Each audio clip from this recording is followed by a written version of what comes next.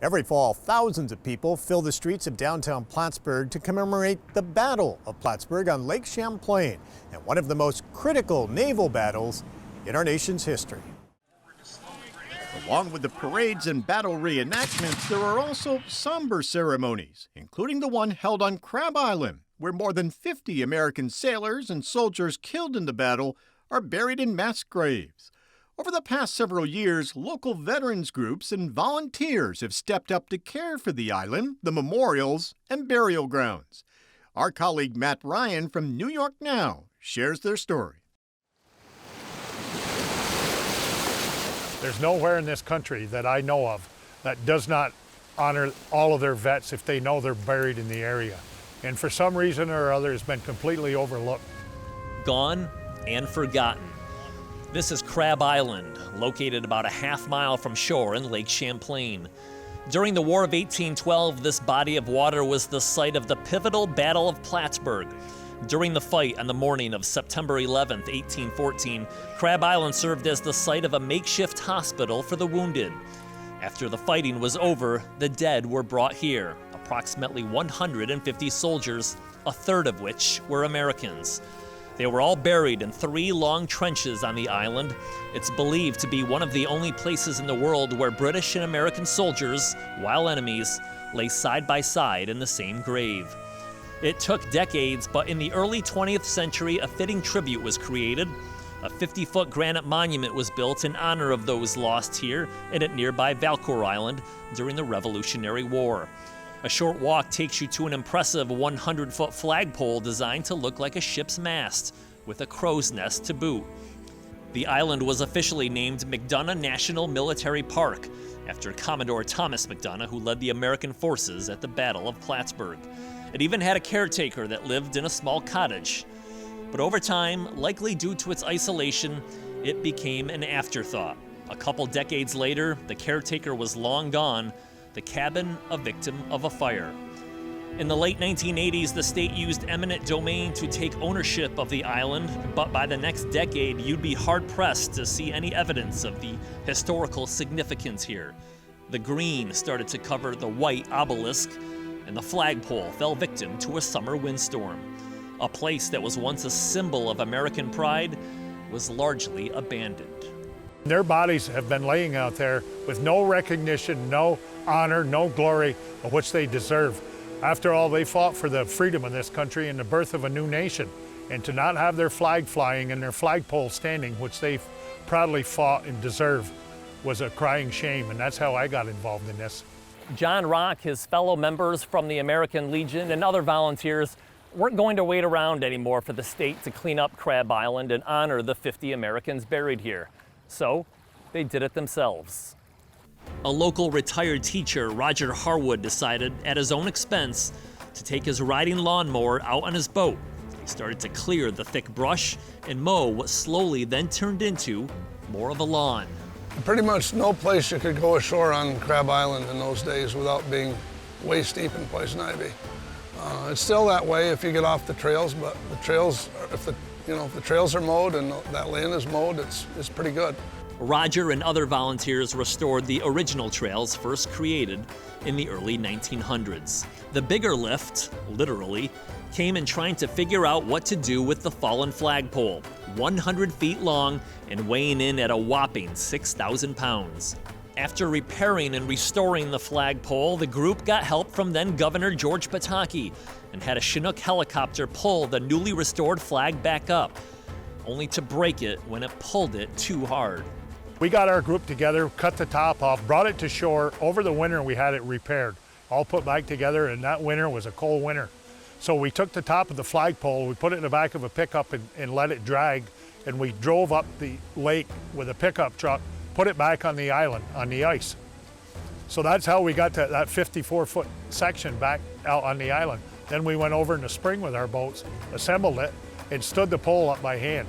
I worked for the power company, so we knew how to stand up poles, big or small, by hand. So, and we got volunteers, and everybody went out there, and our Legion was very adequate about sending people and getting people and friends and everything else. But we did assemble it, we got it up, and their flag flies today, right to this day. You might ask, why is it that community volunteers did all this work and not the state? Roger Harwood recalls someone from an agency asking him for his social security number many years ago for workers' compensation issues. But other than that, the volunteers have been pretty much left alone. According to Dan Keefe, a spokesperson for the Office of Parks, Recreation, and Historic Preservation, they consider Crab Island a passive, undeveloped state park and says they do periodic inspections, although he couldn't specify how many or how often. He said they'd be happy to work with them to formalize a relationship if that's what the volunteers want, including obtaining possible grants for future work. We could sit here and finger wag, or we could take the time to roll up our sleeves and do what's right. We don't want to finger wag. We want to do good work. We want to honor the veterans. We want to tell the stories that need to be told. In addition to taking care of the island, the group has also placed a bronze plaque with the names of the American soldiers that are buried here.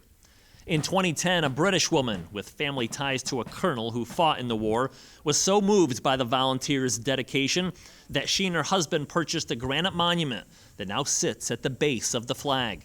It displays the names of 47 known British soldiers who are also buried here.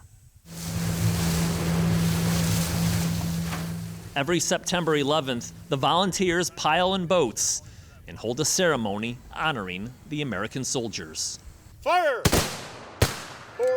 The exact location of the burial ground is unknown, but thanks to the dedication of these North Country volunteers, the soldiers are gone, but not forgotten.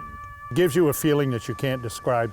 We have been out here and the Eagles have circled the flagpole at different occasions on the laying the wreath, and it gives you a feeling that you just can't stay away. You keep coming back time after time.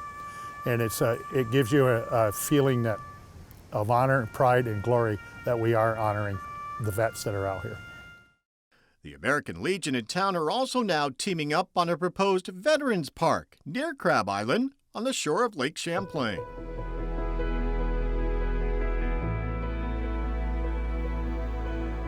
And Michael Cashman joins us now. Welcome back. It's good to see you again. Thanks for having me. Well, you were just interviewed by our colleague Matt Ryan. Those volunteers he profiled, in particular John Rock and Roger Harwood, have truly dedicated themselves to honoring those servicemen that are buried on Crab Island. We just heard Matt raise the question. That is a state park, so why isn't the state of New York or the federal government, with it being a military burial ground, taking more of a role in maintaining that land? I also made the statement of not wanting to finger wag, and I'll dial it in a little bit further, where we're having conversations with our colleagues both in the state and the federal government.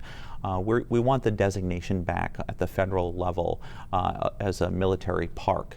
But I want to applaud these volunteers who have been wonderful stewards of the land and also honoring these individuals. That's why the town of Plattsburgh is very proud to partner with the Clinton County American Legion to create this Battlefield Memorial Gateway. And that is right near Crab Island. The town is proposing that with the American Legion. Yep.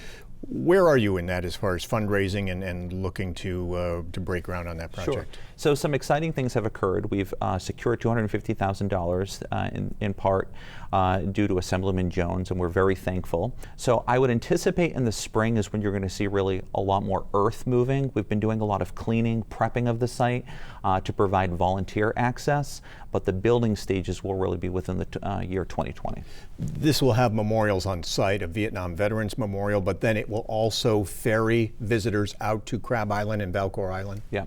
So the first focus is getting access to the jetties so that we can have the water access first. Then the more inland set property will have a number of things. It will be a multi-generational space that will allow to educate our youth. It will encourage veterans and their families to come out to learn about the various conflicts at the start of the nation all the way up to present time, and also to get a deeper appreciation for the connection to the region.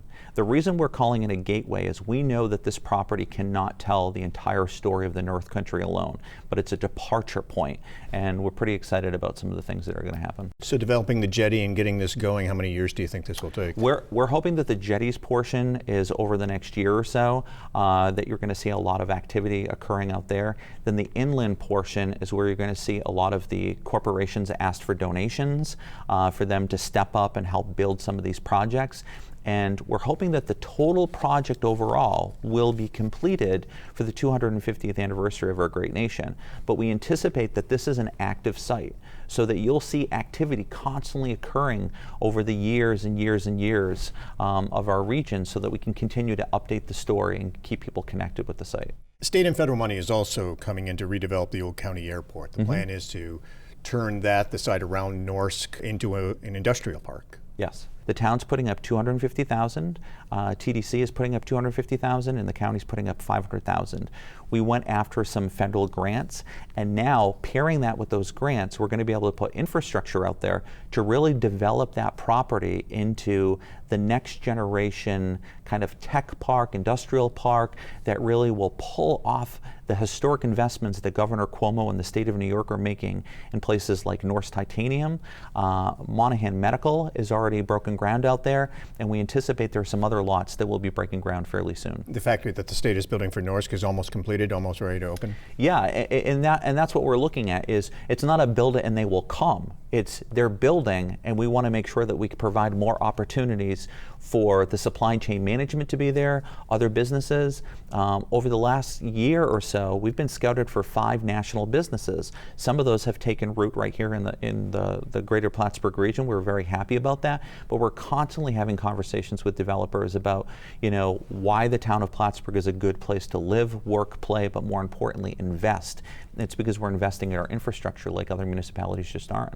And you're also seeing development at the old Air Force Base. So the state pumping in nearly $40 million to refurbish, renovate a number of buildings along the flight line. Yep. One major tenant has moved in and had a ribbon cutting a few weeks ago. Vaporstone Rail manufactures windows and doors primarily for trains, but also for buses. And what's really big about this, Tom, is it's a success story of a company that came here a number of years ago that took over a building and that facility and really kind of put a lot of wishes and hopes that it would develop, and they've been such a success that now they're in a brand new building in addition to the one that they still have. So it's more jobs, it's Plattsburgh-made products that are going all around North America and beyond, and it's really exciting to see. And how many jobs have they expanded by moving to the second facility? I believe that it's around 40 or 50 with the opportunity for more growth. They're still on the single shift, but there's lots of opportunity, and the proof is in the pudding. I mean, they've demonstrated that they're here for the long haul. For a couple of years now, relations have been strained between the town and the city. The city, within the past few weeks, has offered to drop the lawsuit over sharing of payments from the former Falcon Seaboard cogeneration plant.